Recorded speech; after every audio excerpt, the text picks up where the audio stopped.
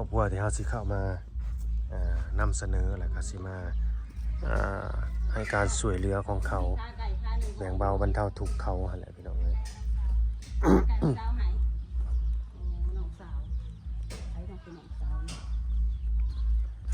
แนวกินแรงบ่จักสบายดีน้องมิ น้องมิสบายดีโดยเอาเน็บไม้เด้บ่อนไม้บ่อนไหวหม้อแหกเตะกระโปรงเขาก็ดีน้องเอ้ยสบายดีสวัสดีพ่อแม่พี่น้อง FC ที่ฮักแพงเบิดสุขุสุคนเบิดสมองสุบอนเด้อเนาะพอออฟ2 YouTube บ่าวลาวพาเพลินคือเก่าคือเดิมพี่น้องเนาะเพิ่มเติมมื้อนี้ก็เข้ามาพี่และ5ครอบครัวที่ว่าทุกข์ยากอนาถาพี่น้องเอ้ยเสียงเพลงก็เป็นใจขนาดเลยมาเขาปิดบัดเงียบสงัดเนาะและคนก็ที่เข้ามาติดตามให้กำลังใจเนาะติดตามรับชมแล้วก็รับฟังบ่าวลาวพาเพลินก็น่าสิฮู้ดีเนาะว่าครอบครัวของน้องคนนี้ที่เฮาเข้ามาหานี่เนาะว่าเป็นจังใดว่าเป็นจังใดเขาทุกข์เขายากอีหลีบ่ก็สิทุกข์ยากอีหลีแหละพี่น้องเอ้ยเนาะก็หลายคนมันก็แล้วแต่มุมมองของแต่ละคนเนาะว่าสร้างภาพสร้างกระแสไปแต่สำหรับเคสบ่าวลาวเขาไปถ่ายสวยเรือเนี่ยบอกไว้เลยว่าเขาทุกข์อีหลีบ่ได้ไปสร้างภาพบ่ได้ไปแสดงเนาะชีวิตจริงทั้งนั้นพี่น้องเอ้ยเนาะที่ว่าเฮือนซ่านลานแป้นเขาอยู่แบบข้างๆรอบๆมันคือมีแต่เฮือนหลังใหญ่ๆแท้หลังใหญ่กับเฮือนนั่นคนอื่นน่ะได้ซะเนาะเฮือนญาติพี่น้องเขาเฮือนนั่นพี่น้องในบ้านในเมืองเดียวกันนั่นแหละเนาะนี่ยกตัวอย่างเฮือนหลังนี่เฮาสิถ่ายให้เบิ่งนี่เด้อนี่เฮือนหลังนี่กำลังบักใหญ่นี่อันนี้บ่ได้ไปให้เว้าบูลลี่บ่ได้ไปวิพากษ์วิจารณ์เฮือนเขาเจ้าเด้อเฮือนแต่พ่อแต่แม่บ่าวลาวตะกี้ก็แบบนี้แหละพี่น้องเอ้ยเนาะแบบนี้แหละเฮือนใหม่คักได้เฮือนแบบนี้ไปมีเฮือนแบบนี้ถือว่าคักแหละเนาะในความฝันของเฮาแต่ยังน้อยเฮาก็อยากได้เฮือนแบบนี้แหละเนาะขึ้นออกแต่ในเฮือนแหละก็ย่างต้องขี่ไผ่แบบนี้นะมีบันไดต่อกันนี่เนาะย่างต้องขี่ไผ่ไปกินข้าวกินน้ำไปขี่ไฟแล้วก็มีซ่านนำอยู่ผู้ลุมผู้ทางนั้นแบบนั้นนะประมาณนั้นมักแบบนั้นแต่คืออย่างของมื้อนี้มันก็เปลี่ยนไปตามยุคตามสมัยเนาะเฮือนมันก็สิพัฒนาไปตามยุคตามสมัยมันจากที่เฮือนไม้ก็เป็นเฮือนปูน2 ชั้นเป็นเฮือนวิลล่าเขาเอิ้นแล้วมาเป็นทรงโมเดิร์นประมาณนั้นเนาะตัดผ้ามาที่พี่เด้อพี่น้องเด้อบัดนี้เนาะสิมาเป็นสะพานบุญในทางไอ้ใหญ่ใจดีเพิ่นเนาะทางแคนาดาพี่น้องเอ้ยเนาะเพิ่นฝากเงินมาจำนวนหนึ่งให้บ่าวลาวพาเพิ่นเป็นสะพานบุญให้เนาะให้ไปซอยเหลือ4 ครอบครัวเพิ่นว่าเนาะเฮาก็ได้ซอยไปแล้ว1 ครอบครัวเนาะเหลืออีก3 ครอบครัวเพิ่นฝากเงินมา2 ล้านพี่น้องอันนี้ว่าตรงๆซะเนาะเงิน2 ล้านก็คืออย่างที่ฮู้แหละเนาะคือคู่มือนี่เขาอยากมากกะแพงพี่น้องเอ้ยเนาะอีหยังก็ตามแต่นับตั้งแต่น้ำเมือกน้ำมันเนาะมันก็แพงเบิดทุกสิ่งทุกอย่างขึ้นไปเบิดทุกสิ่งทุกอย่างเนาะการใส่ใจเครื่องบริโภคอุปโภคแพงเบิดนี่แหละนี่แหละคือเซาหรือว่ากกใหม่กกเมืองละมุดเมืองละมุดกระเบิดน้องมี FC เพิ่นด่าซุมเจ้าน่ะสร้างภาพเอาได้แม่นอีหลีบ่เพิ่นว่ามีอยู่แล้วก็มาเฮ็ดแบบบ่มีอีหยังแบบนี้อันนี้นั่นน่ะสิเป็นเฮือนคงเฮือนครัวเขาเพิ่นว่าเพราะว่าบ่มีเขาน่ะสิอยู่เฮือนหลังใหญ่ว่าซั่นเพราะว่ารอบๆนี้เฮือนหลังใหญ่รอบมีแต่เฮือนหลังใหญ่เฮือนเขาเนาะมีแต่เฮือนหลังใหม่หลังใหญ่ๆบ่แม่นเฮือนนอกเฮือนเนาะบ่แม่นเฮือนครัวเฮือนเดี๋ยวไปดูกินอะไรระวังตัวซักของมันเด้อก็คือคนเฮามันก็ห้ามความคิดกันบ่ได้ดอกพี่น้องเอ้ยจะแต่เงินกันไปเด้อ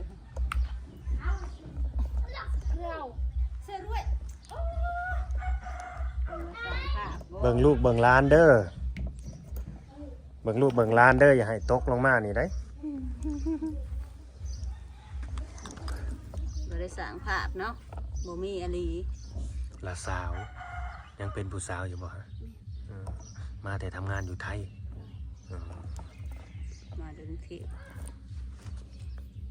ข้อยยังงงคำว่าลาสาวนี่ เป็นน้องไผเป็นเอื้อยไผแบบ อัน นี้นะ สมุดก็ว่าเป็นลูกน้าบ่าวนั่นแหละ อืม บ่าวเป็นลูกน้าบ่าวแท้ เป็นลูกสาวของเงิน เจ้าของเฮือน ละบ่าวน้องซ้อนเนาะ ๆ แม่น น้ บ่ องแท้ๆกับบ่แม่น อ้าว น้องแท้ๆเพิ่นก็อยู่เวียงคือกันแต่เพิ่นบ่ได้มา บ่แม่นน้องแท้ๆของบ่าวสอนนั่นแต่สิงงหยังอันเป็นนักสาวก็คือแบบนี่ได้ เนี่ยใดลาสาวเนี่ยใด เอากับลูกของอันนี่เด้ที่ว่าบ่าวที่ว่าน้องสอนเพิ่นที่ว่าเพิ่น อืม ที่เรามาอยู่นั่นของคนนี้ อืม พี่น้องเข้าใจ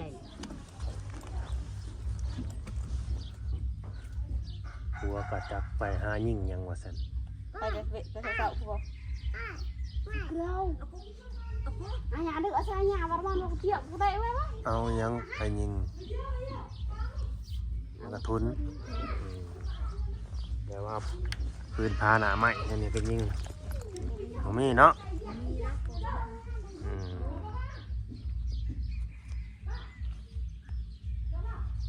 พากันไปหาหยังซะมื้อนี้บ่ได้ไปหาหยังอยู่ซื่อ ได้ ๆย่าไปเลยหาไข่มดแดง ไปเมื่อวาน ทำบ่ได้บ่ ได้10,000 แม่งแข้งได้อยู่บ่ ว้า แม่งแข้งก็บ่ได้แล้ว ไปหาใหญ่ค่ะบ่ได้10,000 โดย เบิดแล้ว หมดแล้วแม่เนาะไปแล้วเหาะ มันเริ่มเบิดแล้วเพราะว่ามันบ่ได้มีแต่เฮาหาเด้เขาหากันเบิดบ้านเบิดเมืองนั่นนี่ หมดบ้านหมด อืมก็บ่ตีแหละเนาะเจ้าบ่หาบันหมู่หาแน่นี่มันเฮ็ดห้างนำกับบ่ทันหมดแดงก็ดิแม่นบ่น้องมิแม่บ่ได้มาหาบ่ เราหากันมา2-3มื้อ โอ้ มาเล่นบ่หรือว่ามาเวีย เอามาลิ้นมายามซื่อ แล้วมายามเลยแล้วมานอนอยู่ในไส ๆนอนอยู่นี่แหละ นอนอยู่นี่โอ้ยเป็นแสดงว่ามาแต่มือมาดองผู้บ่ โดย โอ้ฮักกะมืออะไรมือเติบเลยเนาะ เว้ามาดองไม่ใช่ อ้าวมาดองตอนนั้นเด้ที่ว่ามีดองอยู่ เอา นี่ มาอีกรอบ2ก็คือว่าเห็นแล้วจ้ะ จากแรกซะ อือ บ่แม่นมาใหม่บ่น้องมิ มาใหม่บางก็มื้อจะบอ เอา ก ไปหาเราลิ้น อืมแล้วก็ไปเล่นแหละเนาะน้ำหมูน้ำคู สรุปแล้วปลาตัวละคือมาอยู่หึง อยู่หาแล้วกัน บ่มี บ่ หยัง ม่วนบ่มีหยังบ่มีอยู่มีกิน อยู่น้ำลูกมาใส่กินน้ำลูกไปนี่บ่ และมาอยู่น้ำลูก มาใช้กินน้ำลูกก่อนมาเบิ่งลูกก่อนดูจังใดกินจังใด เพื่อนที่อยู่อันที่มาอยู่น้ำลูก3 คน 4 คนแหย่กันอยู่เลย พาน้องไปเอารถมาลายเนาะ ก็จะมาให้เนี่ย เอามาได้บ่เอามาได้ยังจะกินเที่ยงกันมื้อนี้ มีนางเข้ม นางว่าจะไปเฮ็ดกินใส่เขาแล้วตินี่แหละพี่น้องเอ้ยชีวิตจริงๆบ่แม่นละครเนาะบ่ได้สร้างภาพบ่ได้แม่นการแสดง คือเฮาเว้าหั่นล่ะ ทุกเคสทุกคนที่เฮาเข้าไปนำเสนอเขาก็บ่มีอีหลีนั่นแหละเขาก็ทุกอย่างปากมองอีหลีต้นทุนชีวิตคนเฮามันบ่สำคัญคือว่าหั่นแหละบ่มีไผดอกสิว่ามีอยู่แล้วแต่สิมาเฮ็ดคือทุกข์คือยากเพื่อว่าอยากได้การช่วยเหลือจากผู้หลักผู้ใหญ่เนี่ยนี่คันฮู้แบบนั้นเป็นแบบนั้นเฮาก็บ่เข้าไปใกล้คือกันพี่น้องเอ้ยจะถามว่ามีบ่แบบน่ะมันก็เฮาก็บ่ฮู้เนาะมีหรือบ่มีก็ดีตัวนี้ก็ดี มันน่าสิมีอยู่บ่หรือว่าจังใดอันนี้ก็ดีแต่บ่ฮู้เนาะอืมมาแล้วบาดนี่หมอน้อยๆนี่ลูกไผซะ คนหนึงน่ะ แม่น น้องของคนนั่นแหละ เออ ลูกผู้เดียวนี่แหละลูกชาย ยังมีลูกน้อยอยู่เนาะมาน้องนะบ่นี่นะ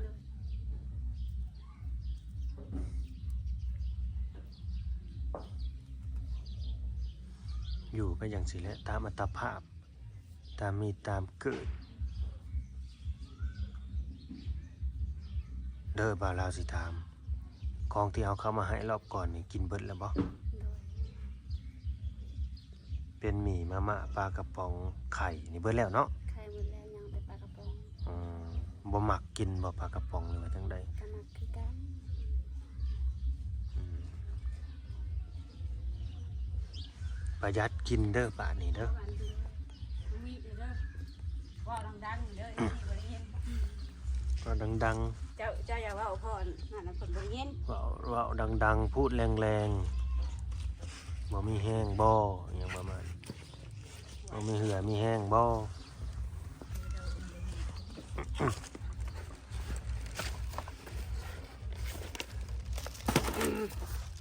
ปลาเชฟ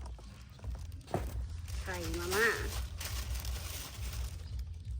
ปลากระป๋อง เอาทอดขึ้นเลยแหละ เพราะอยากมันแตกข้างใน บ่ แตกเนาะ กินเบิดแล้วบ่น้ำมัน หน่อยหนึง ทอดอยู่บ่ ทอดอยู่นะ จังนัวเด้อสิกินเบิดแล้วบ่ ยังบ่ได้กิน ยังบ่ได้กินบ่เป็นนัวอะไร ก็บ่กินไปนัวกัน บ่กินเป็นนัวบ่ กินคือกัน เขา ใส่น้อยเนาะ เฮาในหัวถูก ยัดใส่หนับเม็ดเอานะ ก็ดีแล้วที่เขา คื ใส่ อ หน่อย บ่แรกๆแบบ ไอ้เกิ่งกำลังลอย คือนั่งลอย ใส่หนับเม็ดเอาคือ สาม คู่มื เม็ อ ด เดี๋ยวตอกโลลงคู่มือนี่ มันบ่นัวว่าได้บ่ที่แรกเขาบ่เคยกินเนาะบ่มีเงินซื้อเนี่ยเด้กินนางลอยก็เลยบ่กิน ดีใจอยู่บ่นี่ ใช่ ดีใจ เบิ่งหน้าตาคนดีใจเป็นแนวนี้บ่เดี๋ยวนี้หน้าตาคนดีใจคือเป็นแนวนี้เนาะ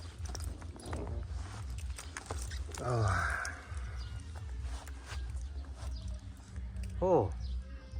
กว่าสิได้ซ้ำนี้ก็บ่ธรรมดาเด้อพี่น้องเอ้ยคู่มือนี่ โอ้ยของ เงิน แพง กำแก้วมันหายากซ้ำอยู่บ้าน น้ำมันมันวะ ของกับแพง เอาง่ายๆเอาหาเงินแต่ละมื้อนี่ อืม ก็ได้เติมน้ำมัน ก็ได้จะเติมน้ำมันได้น้องมีเอ้ยคู่มือนี่ได้ กระเดียกกระโดดเป็นสิบ่ไหวเลย คิดเบิ่งว่าผัวจะไปแย่ไข่หมูแดงแล้วได้มือ10,000นั่นแหละได้10,000นะ10,000ซื้ออิหยังได้บัดนี้ซื้อขนมได้ดอกให้ลูกกินนะ ได้ไปเข้าห้องจะ5,000 คือน้ำมันนี่ก็เท่าไรแหละ30-40นะ30ปลายเนาะ30ปลายพันพี่น้องเอ้ยอันนี้คือผู้รักผู้ใหญ่เด้อจากแคนาดาพุ่นแหละเพิ่นให้บ่าวลาวเป็นสะพานบุญให้แล้วก็ให้บ่าวลาวจัดการให้อิงตามสมควรความเหมาะสมว่าสิให้ เบิ่ง ไผ ครอบครัวใด ให้บ่าวลาวจัดการเอง เราบ่ได้แบบเน้นมาเนาะว่าให้นั่นนี่เดี๋ยวนี้ ไม่ได้เน้นมาบ่าวลาวก็เลยคิดเห็นครอบครัวที่เคยเข้าไปหาหั่นแหละอย่างเช่นว่าถ้ามันก็มีหลายครอบครัวอยู่ที่ว่าเขาต้องการความช่วยเหลืออีหลีหั่นนะแต่คืออย่างน้องคนนี้ก็สิเป็นการช่วยเหลือเบื้องต้นเป็นการช่วยเหลือทางด้านข้าวสารอาหารแห้งพี่น้องเอ้ยเนาะเรื่องบ่อนอยู่บ่อนเช้านี่ก็ บ่มี ยังบ่มีอันนี้ก็ดีก็ขึ้นอยู่กับผู้รักผู้ใหญ่กับแม่นขึ้นอยู่กับบุญวาสนาเฮากับแม่นอันนี้ก็ เงียบเนาะ แม่นบ่น้องมิ เ ยาก มันก็หรือว่าบุญเฮาสิได้สำนี้บ่เฮาสร้างมาสำนี้บ่บุญบ้านนี้สร้างไว้หลายๆเด้อบุญน่ะเด้อเฮ็ดไว้หลาย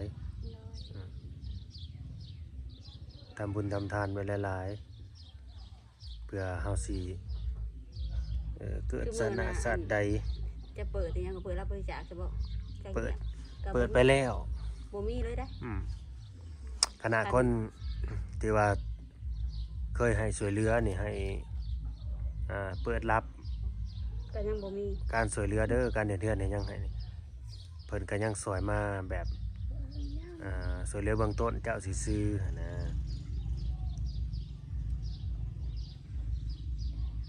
ก็คือบ่ลาวเว้าหั่นแหละที่เข้ามาครั้งแรกนั่นแหละว่าการที่เขาไปถ่ายทำหรือว่าไปนำเสนอชีวิตการเป็นอยู่มันก็ขึ้นอยู่กับบุญวาสนาว่าเฮาสิได้สำใดนะ บ่ได้เบิดกูคนเนาะ บ่ได้คือการเบิดกูคนแต่ก็จะไปคิดได้ว่าว่าเฮาเข้ามานี่สิได้เฮือนได้ เห็นคนไปถ่ายแล้วเฮาสิได้นั่นได้นี่อย่าไปคิดอย่าไปคิดบ่ต้องไปรอบ่ต้องไปคอยเด้อบ่าวลาวก็บ่ได้ให้ความหวังได้ว่าสิเฮ็ดเฮือนให้เด้อสิได้อันนั้นอันนี้เด้อเขามาถ่ายเจ้าบ่ได้บ่เคยเว้าได้มีแต่ขึ้นอยู่กับบุญวาสนาได้บ่แม่นสิว่าโอ้ก็เข้าไปถ่ายยาวเลยจะเตรียมตัวโลดได้แท้ๆอันนั้นอันนี้บ่เคยว่าบ่เตรียมตัวบางทีแบบเฮาว่ามันถ่ายปุ๊บเลยสิคิดว่าต้องได้เข้ามาแบบนี้ต้องเคยเว้ากับไผบ่เคยให้ความหวังไผ บ่ เข้าใจนำกันแบบนั้นเด้อแล้วเวลาถามคือกันว่าเจ้าคิดว่าเจ้าสิได้บ่แบบนี้บ่คิดเลยบ่เคยคิดว่าสิมาถามไปเจ้าว่าเจ้าคิดอยู่หั่นดิแบบมีความหวังแบบอันนี้คือเพื่อนคือกันเจ้าจะไปคิดได้ว่าเจ้าสิได้บ่ให้หวังไว้เดี๋ยวมันสิผิดหวังคิดมันหวังไว้หลายนะ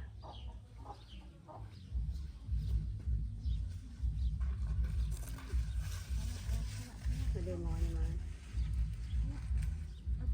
มังกรพ่อไปใส่ฮะพ่อไปใส่ไปหาแมงแคงผมให้ลุงผม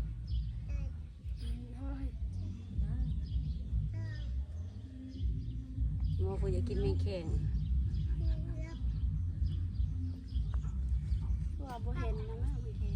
บ่เบิดเลยเนาะเมื่อวานแหละมันบ่หลายเนาะมันก็เบิดกระดับไปนำแหละคนหา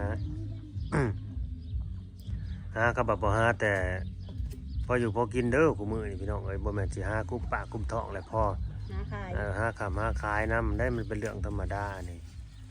ของการเฮาบ่หาบันหมู่หาหั่นนะมันเป็นแนวนั้นเขาก็ชีวิตให้รอดนี่ได้จ้ะเฮาสิไปสงวนไว้บ่ได้ของมื้อนี้นะอนุรักษ์ไว้บ่ได้ธรรมชาติของธรรมชาตินี่ต่างคนต่างเอาตัวรอด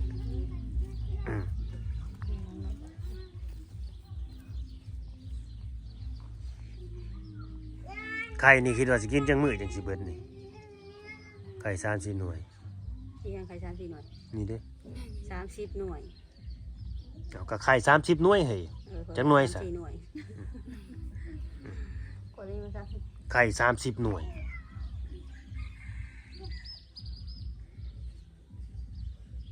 เฮ็ดได้กินแน่ไข่นะมันจะทอดมันจะทอดแกงก็ได้เด้อแกงไข่ป่นไข่เคยกินอยู่บ่ขัวใส่ต้นหอมแจ่วไข่คั่วไข่มันก็เฮ็ดได้หลายเมนูอยู่ไข่ตุ๋น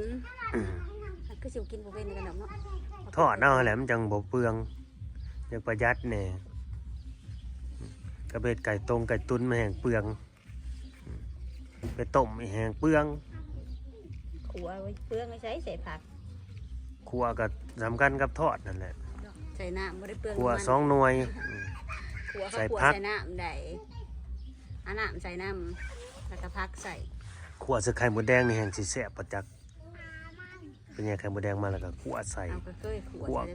ใส่กับไข่มดแดงเอาผักบัวลงนั่นนี่ ตัวหอมปั่นหยังมาจับ ตะกี้ก็ขัวกินซุมื้อน่ะบ่ได้ขัวแล้วมันปล่อยมีได้ขัวเอาใส่น้ำนำมันจังได้กินหลายก็สมัยเฮาดอกมันอึดเด้จ้ะมันบ่พอกันกินลูกหลายแบบนี้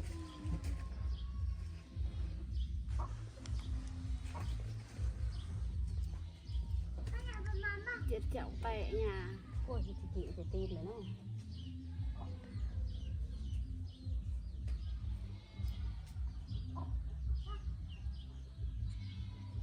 ก็จะเศร้าอยู่บ่ บ่หาไปดี ไปหาก่อนกระโปรงมันก็จะปกกระโปรง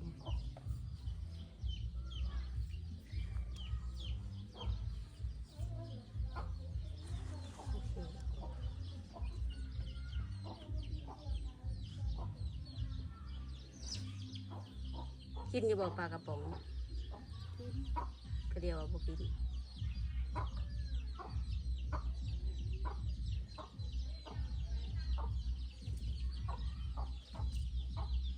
มื้อนี้บ่ได้ไปทางใดติฮะ ไม่ได้ไปทางใด เดี๋ยวไปหาอยู่หากิน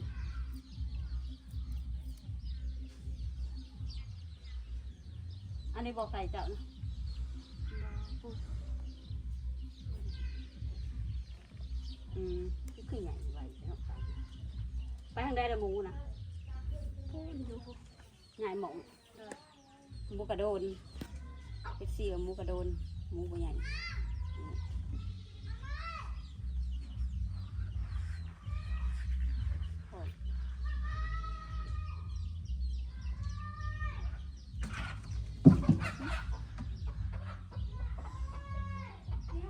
พอแล้วบ่ว่าเอาเบิดแล้วบ่บ้านนี่ เอาบ่ละตามบ่ละแจ๊กสิตามเนี่ย เพิ่นเอาเบิดแล้วก็สิจบคลิปมีแต่ขอบคุณผู้รักผู้ใหญ่เพิ่นเด้อน้องมิน้องมือขึ้นขอบคุณผู้ใหญ่ใจดี ขอบคุณผู้ใหญ่ใจดี ทางต่างประเทศ ทางต่างประเทศ เพิ่นบ่ประสงค์ออกนามเด้ออันนี้พี่น้องเอ้ยให้เพิ่นอยู่ดีมีแห้ง ให้เพิ่นอยู่ดีมีแรง ใหญ่ใจดีหั่นแหละให้เพิ่นสุขภาพเข้มแข็ง ครับเป็นแรง ให้ร่ำให้รวยขึ้นกว่าเก่าเฮ็ดหยังทำหยังก็ให้ขึ้นให้เกิน ยังทำยังให้เกิน ทานมื้อเช้าอะไรข้าวมื้อแรงเนาะได้ไหม ขอบคุณ ทานมื้อเช้าให้ไรข้าวมื้อแรง ทำมือเราให้เจ้ากาแฟ อ้าวว่าบ่เป็นอีหลีพี่น้องเลย บอกบ่เป็น ขนาดสอนเว้ายังว่าบ่ถึกเลย บอกตา ทานมื้อเช้าให้ไรข้าวมื้อแรงเด้ออ้ายใหญ่ใจดีเนาะทานมาสำเร็จให้เจ้าได้กลับขึ้นไป100เท่าพันเท่าเด้อ ทานมื้อเช้าอะไรข้าวมื้อแรงเด้อ ทานมื้อเช้า มันคัดกันบ่ลิ้นมันพันกันบ่ทานมื้อเช้าไรข้าวมื้อแรงนี่เว้าบ่ได้ ทำอะไร บ่าวลาวได้ซะผู้เป็นสะพานบุญแนวใดผู้เป็นสะพานบุญให้เป็นหยังบัดนี้ให้อยู่ดีมีแห้งคือกันบ่ เอ้ย ให้ร่ำให้รวยกว่าเก่าเด้อว่าสิ หลังให้รวยกว่าเก่าให้อยู่ดีมีแรงสุขภาพแข็งแรง สุขภาพแข็งแรงแข็งแห้งปังปัง โอเคตามหน่อยสบายดี สบายดี โอเค